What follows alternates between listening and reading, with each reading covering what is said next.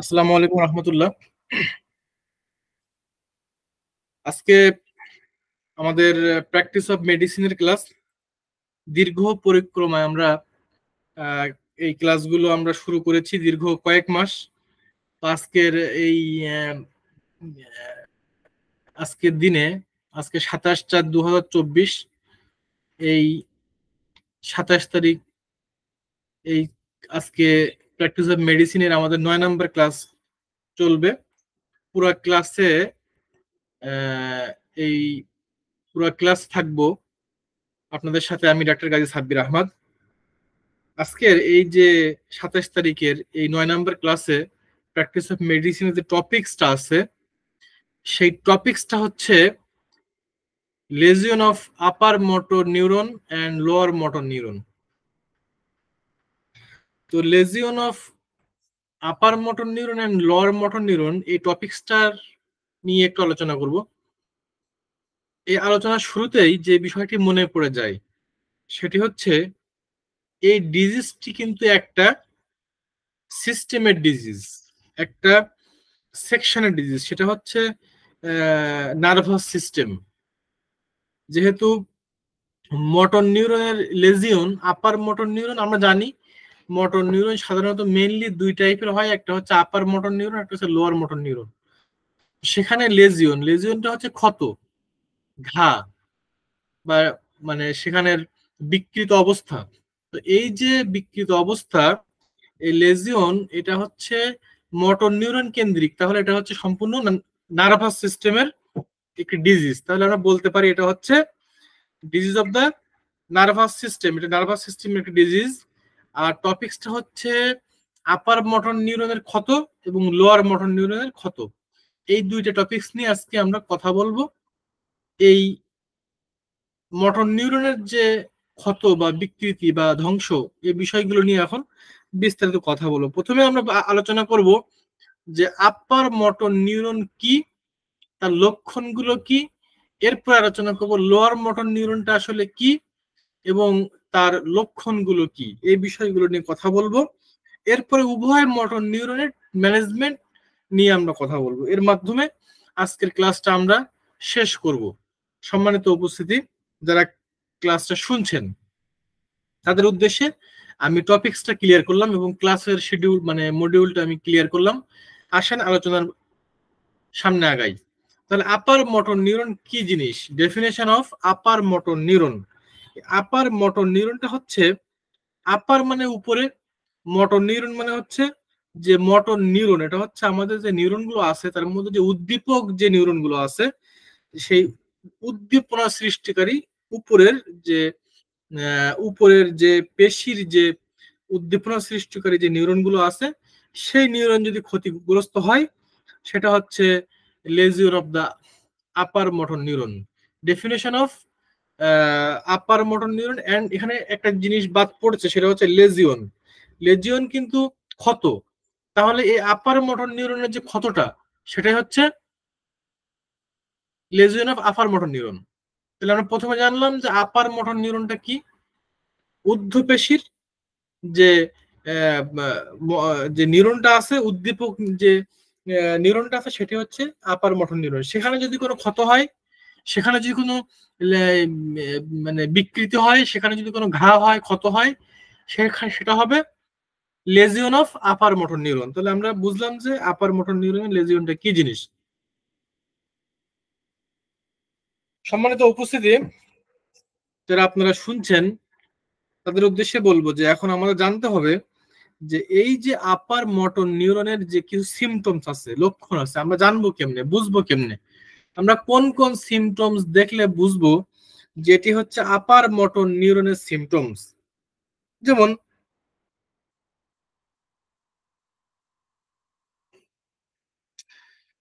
যে আপার motor neuron যদি ক্ষত হয় তাহলে কিছু লক্ষণ আমরা দেখব। তার মধ্যে একটা হচ্ছে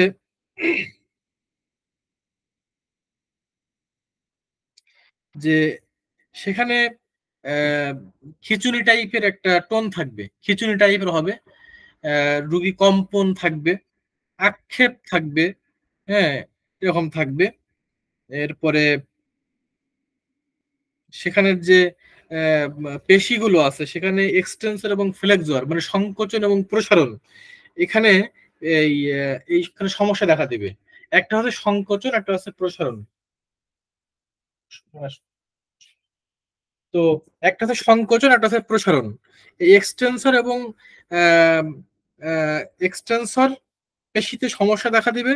ঊর্ধ্বাঙ্গের যে আপারের যে এক্সটেনসর পেশিগুলো আছে এবং সেখানে সমস্যা দেবে, এবং ফ্লেক্সর যে পেশিগুলো আছে সেখানে সমস্যা দেখা দেবে। এই নিউরনের যে এক্সটেনসর এবং ফ্লেক্সরের সমস্যা দেখা দেবে। একটা হচ্ছে সংকোচনের সমস্যা দেখা দিবে, একটা হচ্ছে প্রসারণের সমস্যা দেখা দিবে। এবং এই লেজিওনটা যদি অব্যাহত মাত্রা থাকে, এই ক্ষতটা যদি অব্যাহত মাত্রা থাকে, এটা হচ্ছে একটা ডিস্ট্রাকটিভ একটা ফাংশন। সেক্ষেত্রে তার যে নিউরনের যে নিষ্ক্রিয় হয়ে যাবে এবং নিউরন যে সঞ্চালন, সেই সঞ্চালনে হ্রাস পাবে। এটি হচ্ছে মূলত ক্ষতর আমরা লক্ষ্য করব। এবং যখন নিউরনে ক্ষতিগ্রস্ত হবে, এই লোকটা কিছুটা অ্যাবনর্মাল টাইপের হবে, সে কম বুঝবে, তার ব্রেনের সমস্যা দেখা দিবে। এগুলো কিন্তু আমরা লক্ষ্য করতে পারবো। আরো কিছু লক্ষণ আছে, যেমন লোকটার মধ্যে অনুভূতিটা কম থাকবে, অনুভূতি শক্তি কম থাকবে, সে সামান্য শুকিয়ে যাবে। ঠিক আছে, সে তার শুকায় মানে তার সে মানে পর্যায়ক্রমে সে সামান্যতম শুকিয়ে যাবে। এরপরে তার যে সংশ্লিষ্ট পেশিসমূহ আছে, এই যে আপার মোটর নিউরনের, সেখানে স্বাভাবিক বৈদ্যুতিক উদ্দীপনা মানে স্বাভাবিকভাবে একটা উদ্দীপনা দেখা দেবে আর কি। এরপর তার যে অ্যাবডোমিনাল যে অর্গানগুলো আছে সেখানে তার যে স্বাভাবিক কার্যক্রিয়ার বিলুপ্তি ঘটবে। দেহের যদি এক পাশে বা দেহের যদি কোনো সঞ্চালনের দেহের এক পাশের যদি সঞ্চালন দুর্বলতা, পক্ষাঘাত, এগুলো প্যারালাইসিস এগুলো দেখা দিতে পারে। তো এগুলো হচ্ছে যদি ক্ষত দেখা দেয়, ক্ষত হয়, আপার মোটর নিউরনে যদি ক্ষত হয়, তাহলে এই সমস্যাগুলো দেখা দিতে পারে। এগুলো নিয়ে আলোচনা করলাম যে হচ্ছে আপার মোটর নিউরন যদি ক্ষতিগ্রস্ত হয়, ঘা হয়, শুকিয়ে যায়, তাহলে এই সমস্যাগুলো দেখা দিতে পারে। এখন আমরা জানবো যে lower motor neuron, lower motor নিউরনটা কি জিনিস। তাহলে আমরা এতক্ষণ বললাম যে আপার মোটর নিউরন, তাহলে এখন আমরা জানবো lower motor neuron. Lower motor নিউরনটা হচ্ছে সেই জিনিস যে লোয়ার মোটর নিউরনটা হচ্ছে যে নিচের দিকে যে পেশির যে নিম্ন পেশিতে যে মোটর নিউরনটা থাকে সেটা হচ্ছে lower motor neuron. Central nervous সিস্টেমে যে নিচের দিকে যে মোটর গুলো থাকে, যে নিউরনগুলো থাকে, সেগুলো হচ্ছে যে উদ্দীপক যে নিউরন থাকে নিচের দিকে, সেটা হচ্ছে লোয়ার মোটর নিউরন। এখন এখানে যদি ঘা হয়, ক্ষত হয়, সেখানে যদি লেজন হয়, তাহলে সেখানে কি হবে, সেটা হচ্ছে lesion of the lower motor neuron, স্বাভাবিক কথা। তাহলে ঊর্ধ্ব পেশিতে যদি উদ্দীপক নিউরন ক্ষতিগ্রস্ত হয়, ঘা হয়, হ্যাঁ, সেখানে হবে আপার মোটর নিউরনের লেজিয়ন। আর নিম্ন পেশিতে যদি উদ্দীপক নিউরনের যদি ঘা হয়, ক্ষতিগ্রস্ত হয়, তাহলে সেটা হচ্ছে লোয়ার মোটর নিউরনের লেজিয়ন। তাহলে আমরা আপার মোটর নিউরন এবং লোয়ার মোটর নিউরন সম্পর্কে আমরা জানলাম, এবং তার লেজিয়ন সম্পর্কে, তার যে ক্ষত সম্পর্কে আমরা জানলাম। যে নিচের যে উদ্দীপক যে নিউরন, নিচের মোটর নিউরন যদি ক্ষতিগ্রস্ত হয়, ঘা হয় বা ক্ষত হয়, তাহলে সেটা হচ্ছে lesion of lower motor neuron. আমরা এখন জানবো যে এই যে নিচের মোটর নিউরন যদি ক্ষতিগ্রস্ত হয়, ঘা হয়, তাহলে সেখানে কি কি সিমটম প্রকাশ পাবে, কোন কোন সিমটমস থাকলে আমরা নিচের নিচের এই যে লোয়ার মোটর নিউরনের লেজিয়ন, এটা আমরা বুঝবো। এক নম্বর হচ্ছে তার যে সেন্ট্রাল নার্ভাস সিস্টেমে যে ফাইব্রাস টিস্যু দ্বারা সংগঠিত যে প্রতিস্থাপনের ফলে তার যে পেশির যে সংকোচন এবং পরিপোষণ সংক্রান্ত যে পরিবর্তনগুলো হয়, এগুলো কিন্তু এই লোয়ার মোটর নিউরনের লেজিওনের দ্বারা প্রকাশ পাবে। ফাইব্রাস টিস্যু থেকে সংগঠিত এবং তার প্রতিস্থাপনের ফলে তার পেশিতে যে সংকোচন এবং পরিপোষণ সংক্রান্ত যে পরিবর্তন হয়, সেগুলো কিন্তু আমরা পাবো। আরেকটা হচ্ছে 20 মিনিট সময় লাগে। আরেকটা হচ্ছে যে তার যে একদম প্রান্তিক পর্যায়ে একদম যে প্রান্তিক স্নায়ু যেগুলো বলে,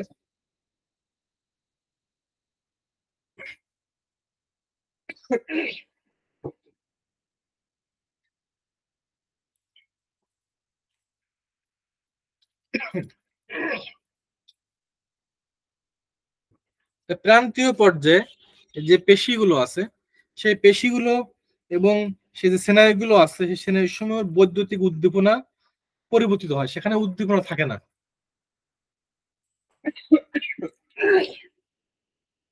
এখন এখানে যে প্রান্তীয় স্নায়ু কি, যেমন আমরা বলি যে আমাদের হাতের যে আঙ্গুলগুলো আছে এটাকে আমরা বলি ফ্যালাঞ্জেস। আমি একটা এক্সাম্পল স্বরূপ বলতে পারি, হাতের আঙ্গুলের যে অগ্রভাগ আছে এটাকে বলছে ফ্যালাঞ্জেস। তো এই ফ্যালাঞ্জেসে এক ধরনের স্নায়ু থাকে, ফ্যালাঞ্জেসে এক ধরনের নার্ভ থাকে। এইখানে আমাদের মস্তিষ্ক থেকে এক ধরনের বৈদ্যুতিক একটা যোগাযোগ রয়েছে। যদি লোয়ার মোটর নিউরনের প্রবলেম হয়, লেজিওন হয়, ক্ষতিগ্রস্ত হয়, তাহলে এই হাতের আঙ্গুল ও পায়ের আঙ্গুলের অগ্রভাগে সেখানে তার যে সংকেত, সংকেত দেখা দিবে না। উদাহরণস্বরূপ যদি আরেকবার বলি, যদি আমাদের হাতের আঙ্গুলে যদি ব্যথা লাগে, চাপ লাগে, সঙ্গে সঙ্গে আমরা বলতে পারি যে ব্যথা লাগছে। কিন্তু যখন লোয়ার মোটর নিউরনে প্রবলেম দেখা দিবে, লেশন হবে বা লেজিওন হবে, তখন কিন্তু হাতের আঙ্গুলে চাপ লাগলেও আমরা বুঝবো না যে আসলে হাতের আঙ্গুলে চাপ লাগছে কিনা। সেখানের কোনো সেন্সিটিভিটি থাকবে না, কোনো সক্রিয়তাবোধ থাকবে না। তাহলে এটা হচ্ছে আমরা বুঝলাম, এরকম সিমটম দেখলে আমরা বুঝবো যে তার লোয়ার মোটর নিউরনে কি হয়েছে, লেজন হয়েছে।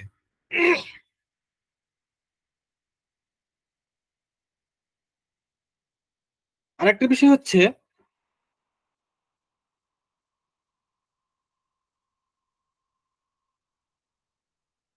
যদি এই লোয়ার মোটর নিউরন যদি নিষ্ক্রিয় হয়ে যায় বা ক্ষত হয়, তার কার্যক্রম ক্ষত হয়, তাহলে বিভিন্ন স্নায়ুর শিথিলতা দেখা দেবে।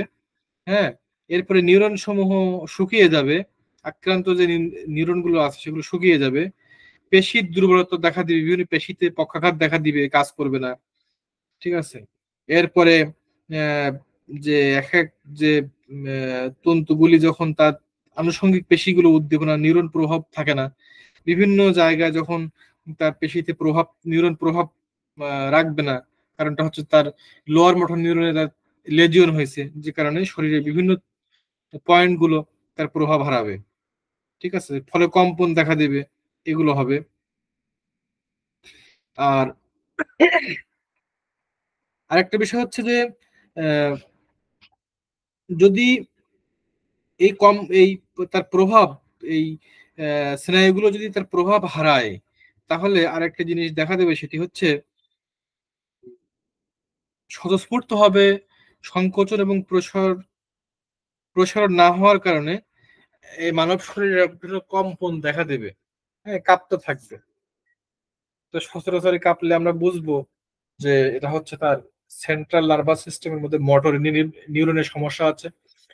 এখন মোটর নিউরনের সমস্যা হলে কোন মোটর নিউরনের সমস্যা আছে? লোয়ার মোটর নিউরনে কি হয়েছে, সেখানে লেজিওন হয়েছে বা ঘা হয়েছে বা ক্ষত হয়েছে, বা সেখানে একটা সিভিলিটিক কন্ডিশন গ্রো করছে, একটা সিভিলিটিক কন্ডিশনের প্রভাব সেখানে রয়েছে। তাহলে আমরা আজকে জানলাম, আজকের যে আলোচনাটা হচ্ছে এটা কিন্তু একটা সিফিলিটিক রোগী, কিন্তু একটা সিফিলিটিক কন্ডিশনের রোগী থাকবে। আমরা ওই ইসের ক্রনিক ডিজিজে পড়েছিলাম, সরিক, সিফিলিটিক, সাইকোটিক, টিউবারকুলার। তো এই পেশেন্ট গুলো কিন্তু সবই কি সিফিলিটিক কন্ডিশনের পেশেন্ট, এটা আমাদের বুঝতে হবে। কারণ সিফিলিটিক কন্ডিশন সবসময় ডিস্ট্রাকটিভ হয়ে থাকে, ধ্বংসাত্মক, যেহেতু তার নার্ভ ধ্বংস হয়ে যাচ্ছে, তার নার্ভ ক্ষতিগ্রস্ত হচ্ছে, তার নার্ভের শুকিয়ে যাচ্ছে, তার নার্ভ শুরু হয়ে যাচ্ছে, তার নার্ভের বিভিন্ন নার্ভের প্রান্তীয় পর্যায়ের নার্ভগুলো তার সংকেত হারাচ্ছে, উদ্দীপনা হারাচ্ছে, প্রভাব রাখছে না। সো এগুলো কিন্তু ধ্বংসাত্মক। এই বিষয়গুলো আমাদের বুঝতে হবে। সম্মানিত উপস্থিতি, আজকে আমাদের ক্লাসটা প্রায় শেষের দিকে চলে এসেছি আমরা। তাহলে আমরা এতক্ষণ জানলাম যে আপার মোটর নিউরন কি জিনিস, কাকে বলে, আর আপার মোটর নিউরনের লেজিয়নটা কি, এবং তার যে লক্ষণগুলো কি, এই বিষয়গুলো আমরা জানলাম। এরপরে নিম্ন পেশি যেটা লোয়ার মোটর নিউরনের কি জিনিস, সেই লোয়ার মোটর নিউরনের যে লেজিয়ন সেটা আবার কি, এবং তার যে সিমটমস গুলো কি, এই বিষয়গুলো নিয়ে আমরা কথা বললাম। এখন আমরা জানবো যে এই আপার মোটর নিউরন এবং লোয়ার মোটর নিউরনের ম্যানেজমেন্ট গুলো কেমন হবে। হ্যাঁ, এই সমস্যা লেজিওনের যে ম্যানেজমেন্ট, সেই ম্যানেজমেন্ট গুলো কেমন হবে, সেই বিষয়গুলো নিয়ে এখন কথা বলবো। তা আসলে উম, এই সমস্যা হলে প্রথমত মেসেজ করতে হবে রোগীকে। মেসেজ করলে তার মধ্যে একটা পরিবর্তন লক্ষ্য করা যাবে। সরিষার তেল দিয়ে আমরা মেসেজ করতে পারি, অলিভ অয়েল দিয়ে করতে পারি, আমরা মালিশ করতে পারি, মেসেজ করতে পারি, অথবা হালকা উষ্ণ আমরা মানে কি বলে তাপ দিতে পারি, সেক দিয়ে আমরা মেসেজ গুলো করতে পারি। ঠিক আছে। এছাড়াও আমাদের হোমিওপ্যাথিতে অনেকগুলো মেডিসিন আছে। যেমন আমরা অ্যাকোনাইট আমরা অ্যাকোনাইট মেডিসিনটা কি আমরা প্রয়োগ করতে পারি যদি অ্যাকোনাইটের লক্ষণ থাকে। যেমন রোগী হঠাৎ হঠাৎ আবির্ভাব, এই এই লেজিয়নটা হঠাৎ করে এসেছে, যেহেতু লেজিয়ন হঠাৎ করে আসে না, আহ, এটা আস্তে আস্তে আস্তে আস্তে হয়, এটা দীর্ঘ সময় নিয়ে ক্ষতটা হয়, এটা হঠাৎ করে আসে না। তারপরেও যদি অ্যাকোনয়েডের সিমটম গুলো থাকে, তাহলে আমরা অ্যাকোনয়েড প্রয়োগ করতে পারি, প্রথম অবস্থায় অ্যাকোনয়েড প্রয়োগ করতে পারি। এখন অ্যাকোনয়েডের লক্ষণগুলো কি ছিল সেগুলো আমরা মেটেরিয়া মিডিয়া ক্লাসে আমরা জেনে এসেছি। তারপরেও যে বিষয়গুলো একেবারে না বললে নয়,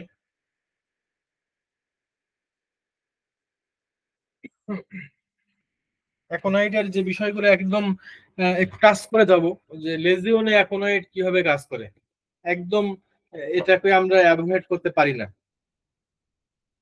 তো আপনারা যারা আলোচনাটি শুনছেন, তারা এই রেকর্ডিং গুলো থাকবে, এগুলো আপনারা বারবার শুনবেন।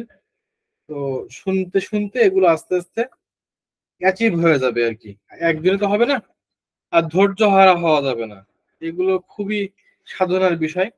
আস্তে আস্তে আস্তে আস্তে এগুলো একবার হয়ে যাবে ইনশাল্লাহ।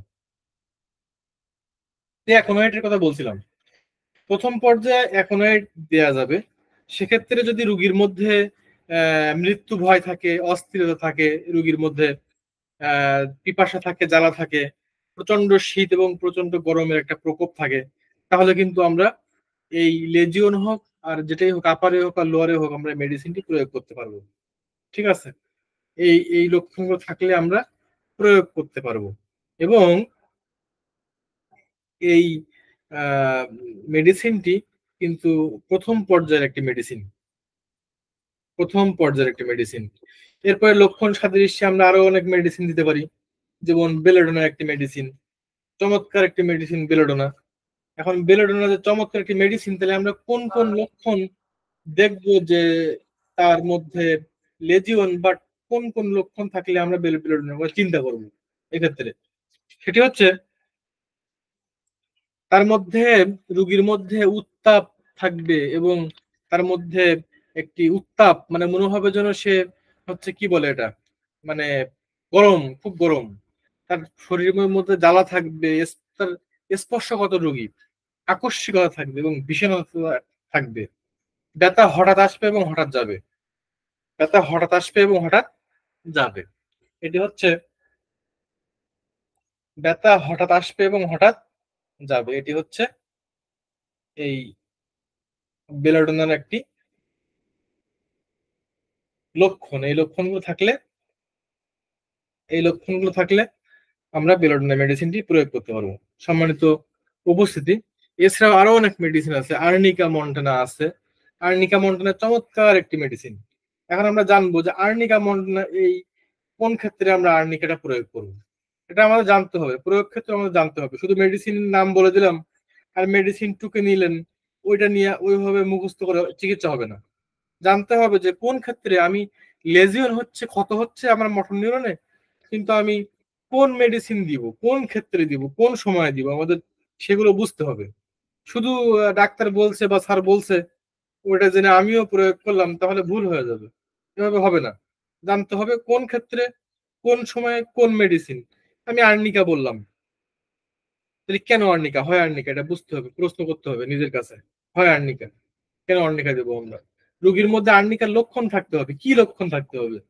রোগীর মধ্যে থাকতে হবে খুব ব্যথা, রোগী স্পর্শগত অস্থির, রোগী রেস্টলেসনেস, রোগী প্রলাপ বকে, আতঙ্ক, এবং সে ক্ষণে ক্ষণে প্রলাপ বকে।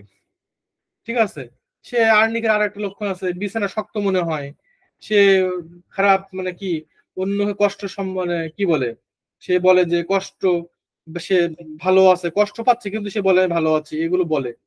আঘাতজনিত রোগ জনিত ব্যথা, যে কোনো ব্যথা, এগুলোতে সে বলে। তাহলে এই বিষয়গুলো এরকম। এই তো এই আর্নিকার লক্ষণগুলো থাকবে। সে আর্নিকার আরো যে লক্ষণগুলো আছে সে লক্ষণ থাকবে। এছাড়াও রয়েছে অ্যাগারিকাস, অ্যালুমিনা, ইগনেশিয়া, এইসব মেডিসিনের লক্ষণ থাকবে। আমরা সিস্টেম ওয়াইজ প্রয়োগ করব। ক্যানাবিস ইন্ডিকা, স্টানাম, এরপর লিডাম প্যালেস্টার, কোকুলাস ইন্ডিকা, হ্যাঁ, ইসকিউলাস হিপ, প্লাম্বাম মেটালিকাম, ফাইজিস্টিগমা, কস্টিকাম, এই সমস্ত মেডিসিন গুলো আমরা প্রয়োগ করতে পারি। সেক্ষেত্রে আরেকটা জিনিস বলি, কস্টিকাম খুব চমৎকার একটি মেডিসিন এবং খুবই ইম্পর্টেন্ট একটি মেডিসিন। শরীরের আপার অংশের যদি কোনো ক্ষতিগ্রস্ত হয়, সেক্ষেত্রে কস্টিকাম মেডিসিন আমরা প্রয়োগ করতে পারি। তো সম্মানিত বন্ধুরা, উপস্থিতি যারা আছি, আমরা আজকে আলোচনাটি আমরা একেবারে শেষ প্রান্তে চলে আসতেছি। আমরা জানলাম যে মূলত এই যে মোটর নিউরন গুলো যে ক্ষতিগ্রস্ত হয়, আপারে এক রকম আর লোয়ারে আরেক রকম, এবং এই যে আপার এবং লোয়ার, এই দুই রকম নিউরনের যে ক্ষত হয়, লেজিয়ন হয়, এটা সিভিরিটি কন্ডিশনের, এবং তাদের ট্রিটমেন্টে অনেকগুলো মেডিসিন বললাম। তার আগে বলেছি ভালোভাবে মালিশ করতে হবে, ভালোভাবে মানে একটা মালিশ করতেই হবে, তাহলে অন্যরকম একটা পরিস্থিতি সৃষ্টি হবে। এছাড়াও তার লক্ষণ সাদৃশ্যে causticum, physostigma, plumbum metallicum, aesculus hip, cocculus indica, ledum palustre, stannum metallicum, এই যে মেডিসিন গুলো বললাম, চমৎকার চমৎকার মেডিসিন, এগুলো আমাদের স্টাডি করতে হবে। Cannabis indica, Ignatia অ্যামেরা, alumina, agaricus মাস, আর্নিকা মন্টানা, বেলোডোনা, ঠিক আছে, অ্যাকোনাইট, এই মেডিসিন গুলো লক্ষণ অনুসারে প্রয়োগ করতে হবে। সেক্ষেত্রে যেটা করতে হবে, এই মেডিসিন গুলো আমাদের স্টাডি করতে হবে আর রেকর্ডিংটা বারবার শুনতে হবে। সম্মানিত বন্ধুরা, তো আমাদের ক্লাসটি আজকে শেষ পর্যায়ে চলে এসেছি। যারা উপস্থিত ছিলেন সবাইকে ধন্যবাদ জানিয়ে আজকের ক্লাসটি এখানে শেষ করছি। দেখা হবে নেক্সট ক্লাসে ইনশাল্লাহ। ধন্যবাদ সবাইকে।